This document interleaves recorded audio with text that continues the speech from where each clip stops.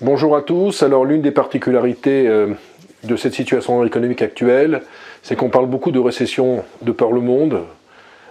Et par exemple aux États-Unis, on a un ralentissement économique sans aucune destruction d'emplois. Sur les 3 derniers mois, les États-Unis ont créé en moyenne 285 000 emplois.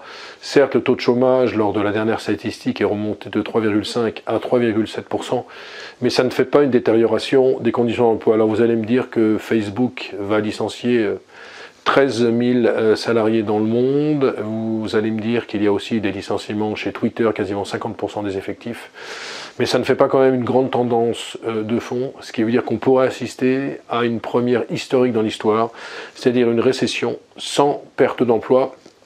Ça m'amène à m'interroger sur la notion de PIB, de croissance économique. Est-ce qu'il faut toujours retenir le PIB pour parler de croissance économique ou de récession? Je ne suis pas sûr, il y a peut-être d'autres indicateurs sur lesquels il faut parler. En tout cas, c'est l'une des rares fois dans l'histoire où la politique monétaire produit ses effets. On l'a vu sur l'immobilier, on a vu notamment sur les voitures, mais ça ne produit pas pour l'instant ses effets sur l'emploi. Il n'y a pas de véritable dégonflement. Sinon, dans la semaine, il y a eu le plan de Publicis qui est passé assez inaperçu, mais il y a surtout eu le plan de Renault. Vous savez que Luca Di Meo, qui est le patron de Renault, est arrivé il y a 2 ans et demi. Il avait fait un plan qui s'appelait Rénolution, c'est-à-dire qu'il fallait d'abord redresser la société, ce qu'il a réussi à faire, puisque Renault a réussi en 1 an à passer d'une rentabilité opérationnelle de 2,1% à 4,7%.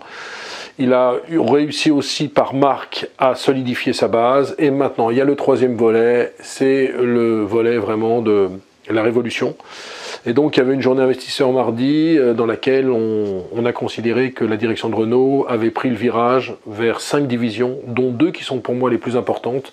Ampère, ça va être les véhicules électriques, avec une introduction en bourse prévue l'an prochain sur une valorisation possible de 10 milliards d'euros, ce qui serait supérieur à la capitalisation actuelle de Renault de 8,8 milliards. Et Horse, avec un partenariat avec Geely, le chinois. Horse, c'est quoi? C'est tout ce qui concerne les moteurs thermiques, c'est-à-dire l'automobile classique. Alors ce plan va dans le bon sens, parce qu'à terme, la rentabilité de Renault devrait tendre vers les 10%. Maintenant, les investisseurs n'ont pas tellement apprécié. Mardi, mercredi, par exemple, le titre Renault a perdu 6% de séance. Pourquoi? Eh bien, tout simplement parce que Renault, depuis le début de l'année, se tient bien. Il est complètement flat quand le CAC 40 a perdu 10%. Et puis surtout, en l'espace de 6 mois, l'action a gagné 30%. Alors moi, mon sentiment sur Renault est le suivant. Je pense que le titre n'est pas très cher au cours actuel, avec un PER de 6. C'est l'une des valeurs de la cote le moins cher, mais traditionnellement, l'automobile est pas très cher. Maintenant, moi, je préfère de loin Stellantis, qui a déjà réussi à avoir une rentabilité quasiment 3 fois supérieure à celle de Renault. Je vous disais que Renault, c'est à peu près 5% sur le premier semestre de rentabilité opérationnelle. Sur Stellantis, on est sur des niveaux de 14,5 à 15%. Donc il n'y a pas photo entre les deux, et moi je préfère toujours Stellantis par rapport à Renault. Mais attention, je ne suis pas du tout vendeur à découvert sur Renault. Je pense que Renault doit monter aussi, parce que c'est une belle valeur qu'on considère comme une recovery. Je vous rappelle que le plus haut de Renault sur les 10 dernières années, c'est de 100 €, et là qu'on voit à peine 30 €. Donc autant je suis ultra bull sur Stellantis, je pense qu'on peut gagner 30%. Sur Renault, je suis un petit peu moins bull, mais je considère que de plus en plus l'automobile va devenir un produit de luxe. Et donc, dans ces conditions, si l'automobile devient un produit de luxe, eh bien, on n'appliquera pas les mêmes ratios qu'on applique actuellement au secteur automobile, c'est-à-dire des PER entre 3 et 7. Donc, Stellantis, vous pouvez y aller encore. Sur Renault, il faut attendre que ça se calme après le plan stratégique, mais ça me paraît aussi être un bon véhicule.